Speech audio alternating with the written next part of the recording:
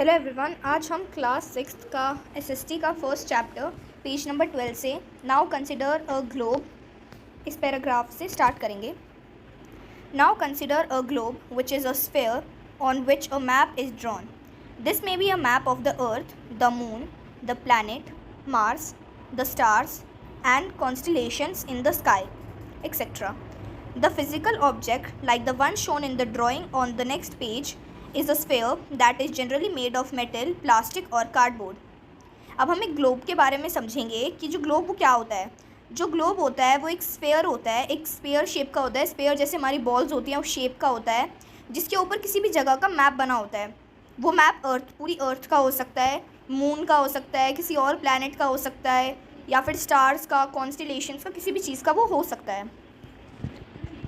और जो ग्लोब होता है, ग्लोब जनरली मेटल, प्लास्टिक और कार्डबोर्ड से बनता है। यहाँ पर ग्लोब की पिक्चर है। Here we will study the globe representing the Earth's geography. और यहाँ पर हम उस ग्लोब के बारे में पढ़ेंगे जो हमारी अर्थ की जोग्राफ़ी के बारे में बताता है कि अर्थ यहाँ से कैसी है, वहाँ पर डेजर्ट है, यहाँ पर ये जगह है, यहाँ पर ये टाउन है, ये सब। Because the globe and the earth have the same spherical shape, a globe will better represent the geography of the earth than a flat map. जो अर्थ और ग्लोब होता है उनकी शेप सेम होती है, स्फेरिकल होती है, इसलिए जो ग्लोब है वो बेटर रिप्रेजेंट कर सकता है अर्थ की जोग्राफ़ी को एक फ्लैट मैप से ज़्यादा। Now let us explore some of its features. अब हम ग्लोब के कुछ फीचर्स पढ़ेंगे। Understanding coordinates. Imagine a big market in a city or town with neat rows of shop, all the same size. You want to meet a friend at the stationery shop inside the market, but your friend does not know where the shop is. तो imagine करो कि आप एक big market में हो, किसी city या फिर टाउन की, जिसमें बिल्कुल अच्छे से रोज़ बन रखी हैं शॉप्स की, बिल्कुल साफ़ सुथरी रोज़ हैं, एग्जैक्ट एक लाइन में सारी शॉप्स लगी हुई हैं और सबका साइज़ भी सेम है। और आप अपने फ्रेंड से मिलना चाहते हो एक स्टेशनरी शॉप में, वहाँ पे एक स्टेशनरी शॉप है, आप वहाँ पे अपने फ्रेंड से मिलना चाहते हो मार्केट में, पर आपके फ्रेंड को ये नहीं पता कि वो शॉप कहाँ पर है। So you would give directions like meet me at 6 PM at the 7th shop in the 5th row from the entrance. तो आप डायरेक्शंस कैसे देंगे? तो आप इस तरह से डायरेक्शंस देंगे कि मुझे इस टाइम पे मिलो, आप शॉप नंबर बताएंगे और जिस रो में वो शॉप है 5th रो में, और वो एंट्रेंस से स्टार्ट करके। तो ऐसे आप उस शॉप की जगह लोकेशन बताएंगे। This will allow your friend to precisely determine your location. तो फिर ये आपके फ्रेंड को हेल्प करेगा कि वो ईजिली आपकी लोकेशन का पता लगा सके। Now consider a chess board to record moves by advanced player. Letters are placed alongside the main pieces from A to H, see the image, and numbers 1 to 8 in between the two sides. तो फिर अब हम एक chess board का example से इसे और clearly समझेंगे कि जैसे जो एडवांस्ड प्लेयर है उसके लिए जो मेन पीसेस हैं, मेन पीसेस के लिए वहाँ पे A से लेके H तक यहाँ पे हमें लिख के दिया है, और जो दोनों साइड्स है, ब्लैक वाली साइड और वाइट वाली साइड के बीच में 1 2 3 लिखा हुआ है 8 तक। This simple system allows player to mark each square and record every move. तो इस तरीके से हम इजीली पता लगा सकते हैं, इजीली हम लिख सकते हैं उन प्लेयर्स के लिए। इससे इजी होगा कि वो बता सकें कि वो कौन से में हैं। जैसे जो ये वाला वाइट है, ये 4th और D में लाई करता है। Here the white side has just opened the game by moving the queen's pawn to 2 squares forward. So the pawn is said to have moved from D2 to D4. कि जो white side वाला player है उसने अभी अपना move किया, अपने game को ओपन किया, और जो उसके क्वीन का जो पॉन था उसे 2 स्क्वायर्स आगे फॉरवर्ड किया, मतलब 2 स्क्वायर आगे भेजा। तो फिर वो पहले था D2 में, D2 से वो चला गया D4 में। The system used in these 2 examples may be called a system of coordinates. ये जो हमने यहाँ पे सिस्टम यूज़ किया, यहाँ पे अलग अलग लाइंस को लिख के, जैसे ऊपर वाले में ABCD 1 2 3 ऐसे गिवन था, इन्हें हम कोऑर्डिनेट्स कह सकते हैं इस सिस्टम को। Thanks to their coordinates the stationery shop as well as the chess squares on the chess board can be precisely determined. इन दो कोऑर्डिनेट्स की वजह से हम जो स्टेशनरी शॉप है उसे और जो चेस बोर्ड है उसे ईजिली हम बता सकते हैं उसकी location. A similar system of coordinates is used in the world of maps to determine the location of any place on a map. Let us see how this system works. ऐसा एक similar system है coordinates का जिन्हें use किया जाता है world maps में determine करने के लिए लोकेशन अलग अलग जगह की. अब हम इस सिस्टम के बारे में पढ़ेंगे. Latitudes. Let us return to the globe. It is easy to identify the North Pole and the South Pole on it. Rotate the globe. While it rotates, the fixed points at the top and the bottom are the two poles. Halfway between them is the equator. Note the circle is making it. तो हम एक globe पे वापस जाते हैं और उसमें हम नॉर्थ पोल और साउथ पोल को इजीली बता सकते हैं कि ये है. हम जो ग्लोब को घुमाएंगे, जब हम उसे रोटेट करेंगे, जो टॉप और बॉटम पे फिक्स्ड पॉइंट्स हैं वो हमारे पोल्स हैं, दोनों नॉर्थ पोल और साउथ पोल. और इन दोनों के बीच में जो हाफ वे है, आधा डिस्टेंस है जो इन दोनों को हाफ में डिवाइड करता है, वो हमारा इक्वेटर है. Imagine that you stand on the equator and travel towards one of the poles. Your distance from equator increases. Imagine करो कि आप खड़े हो इक्वेटर के ऊपर और आप एक पोल की तरफ जा रहे हो, किसी भी पोल की तरफ जा रहे हो, और जो डिस्टेंस है इक्वेटर से वो इंक्रीज़ हो रहा है, बढ़ता जा रहा है. Latitude measures the distance from the equator. At any point of this travel, you can draw an imaginary line that runs east and west parallel to the equator. तो जो लैटिट्यूड होता है, लैटिट्यूड मेजर करता है distance को equator से लेके किसी भी जगह पे जाने के लिए. जैसे हमारे पास ये ग्लोब है. ग्लोब पे ये वाला पॉइंट नॉर्थ पोल है, ये साउथ. इनके बीच में जो ये डिस्टेंस है ये हमारा इक्वेटर है. हम इक्वेटर से ऊपर की तरफ या फिर नीचे की तरफ जाएंगे तो ये जो ऐसे पैरेलल लाइंस बनेगी इक्वेटर से ईस्ट से वेस्ट या फिर वेस्ट से ईस्ट की तरफ, वो हमारे लैटिट्यूड्स होंगे पैरेलल टू द इक्वेटर. ये इक्वेटर से हमेशा पैरेलल होंगे. Such a line is called parallel of latitude and it draws a circle around the earth. इन लाइंस को पैरेलल ऑफ लैटिट्यूड कहा जाता है और एक ही सर्कल ड्रॉ करती है अर्थ की चारों तरफ. मतलब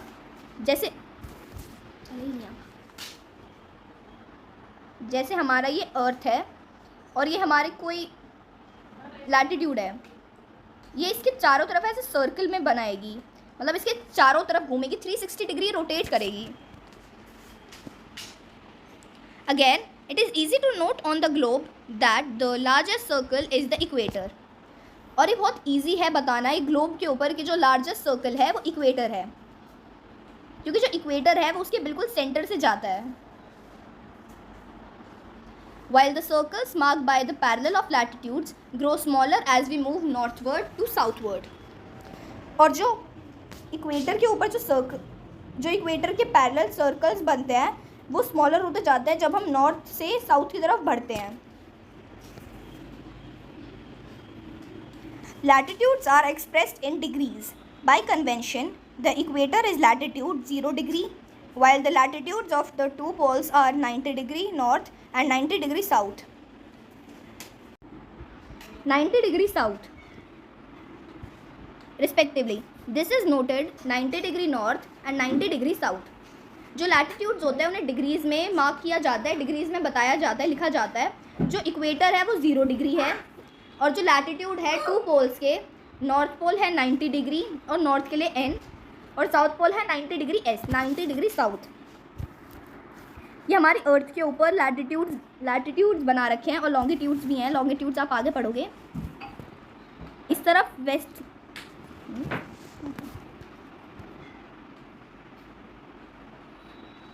ये इक्वेटर है, ये हमारा इक्वेटर लैटिट्यूड है. और इक्वेटर से हम जैसे ये 0 डिग्री पे होगा और ऐसे ऐसे हम धीरे धीरे ऊपर चलते जाएंगे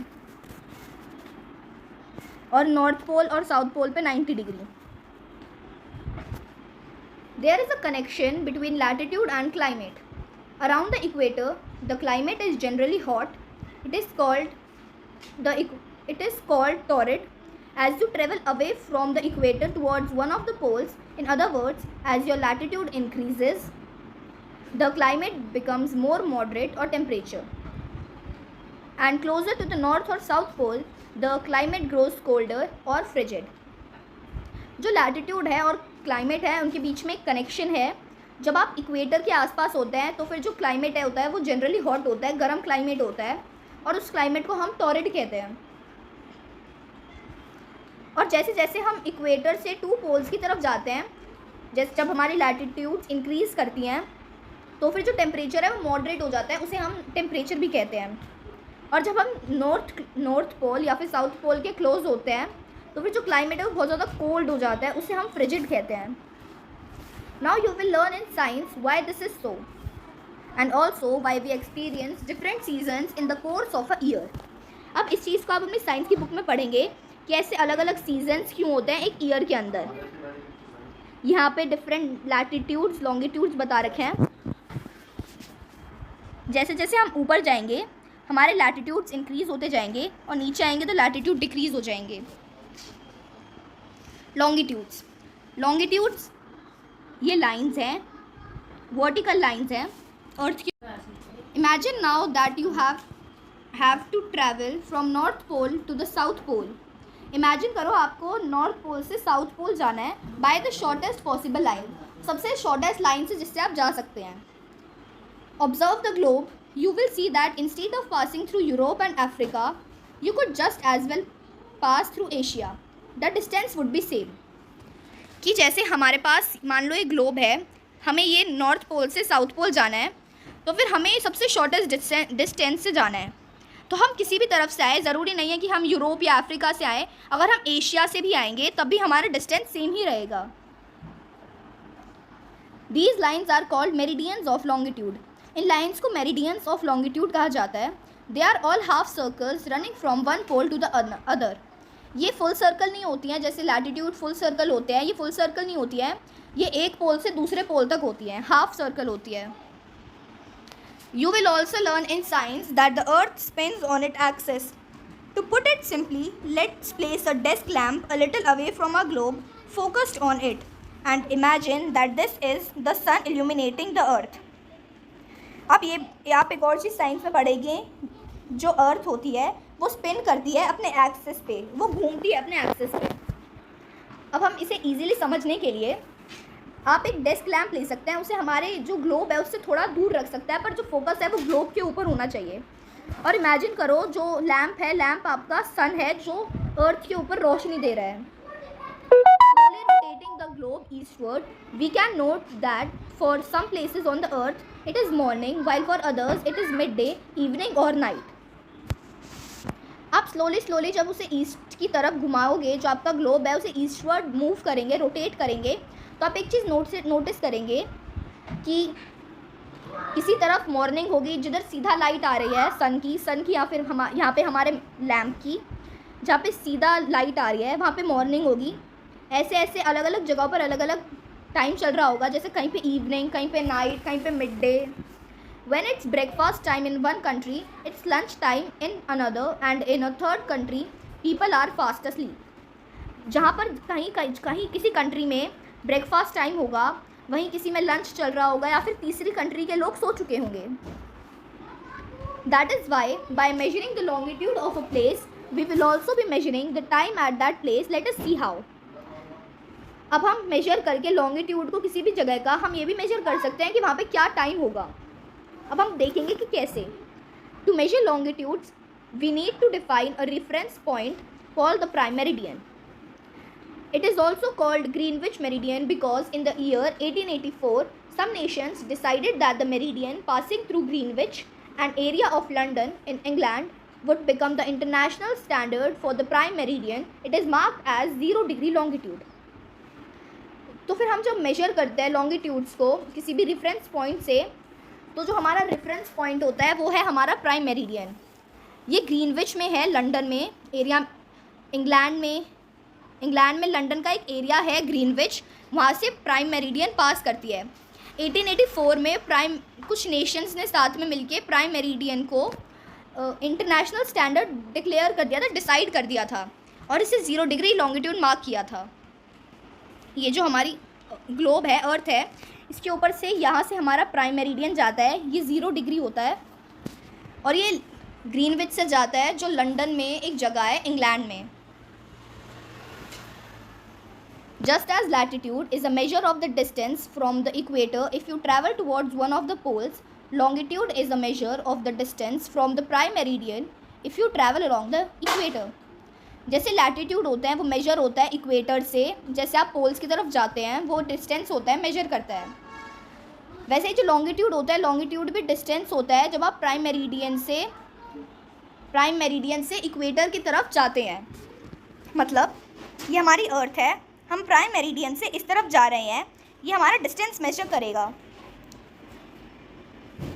longitude 2 is measured in degrees westward or eastward. It increases in value from 0 degree to 180 degree with the letter W or E added.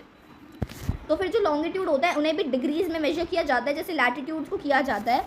Latitudes को नॉर्थ और साउथ में किया जाता है और लॉन्गिट्यूड को वेस्ट और ईस्ट में किया जाता है। ये 0 से लेके 180 डिग्री तक होते हैं, जैसे हाफ एक तरफ 180 डिग्री तक और हाफ 180 इस तरफ। और इनमें वेस्ट के लिए W और ईस्ट के लिए E का यूज़ किया जाता है। For instance, using round figures, New York's longitude is 74 degree west, while Delhi's is 77 degree east and Tokyo's is 140 degree east. तो हम इंस्टेंस के लिए, अंदाजे के लिए राउंड फिगर्स करते हैं। राउंड फिगर्स माने अंदाज़ा लगाते हैं कि जो न्यूयॉर्क का लॉन्गिट्यूड है वो 74 डिग्री वेस्ट है, दिल्ली का 77 डिग्री ईस्ट और टोक्यो का 140 degree east. Latitude and longitude together are the 2 coordinates of a place. Latitude और लॉन्गिट्यूड को साथ में कोऑर्डिनेट्स कहा जाता है किसी भी एक प्लेस का, क्योंकि जैसे चेस बोर्ड में हमारे ऐसे स्क्वायर्स बन रहे थे, वैसे ही लॉन्गिट्यूड और लैटिट्यूड से भी हम इजीली मेजर कर पाते हैं किसी भी जगह को। जैसे ये हमारा ग्लोब है, ये ऐसे बहुत सारे लैटिट्यूड्स हैं।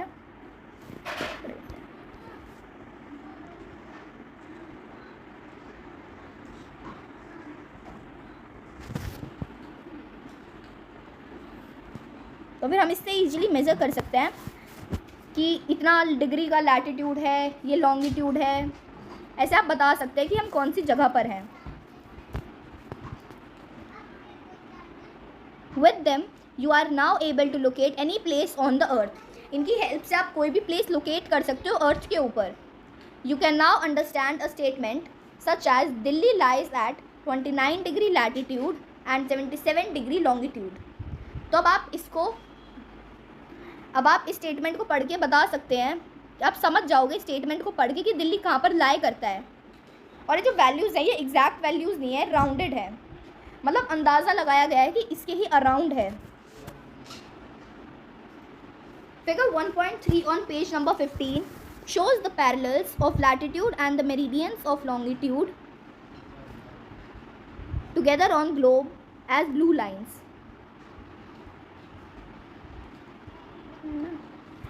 ये हमें बताया गया है लैटिट्यूड और लॉन्गिट्यूड्स के बारे में।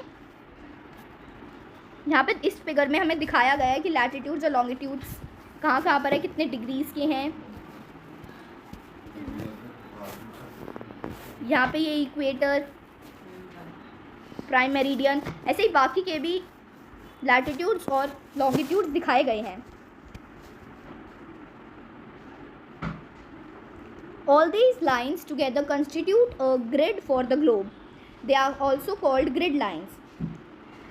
इन सबको together constitute करेंगे, मतलब इन सबको एक साथ लेंगे तो ये हमारे ग्लोब के ऊपर ग्रिड्स बना देती हैं। ग्रिड्स माने ऐसे ऐसे बॉक्सेस बना देती हैं, इसलिए इन्हें ग्रिड लाइंस भी कहा जाता है।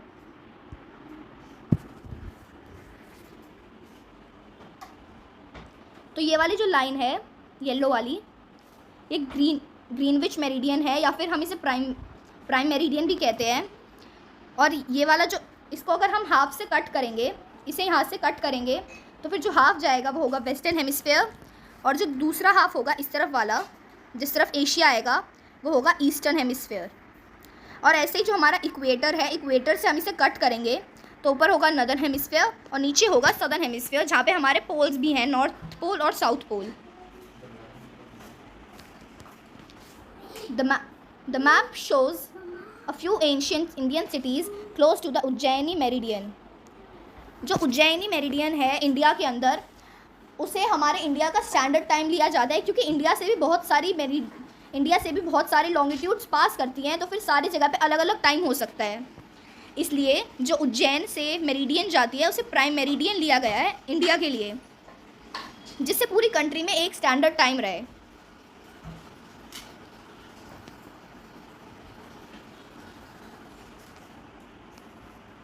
अंडरस्टैंडिंग टाइम जोन, ये हम नेक्स्ट पार्ट में कवर करेंगे।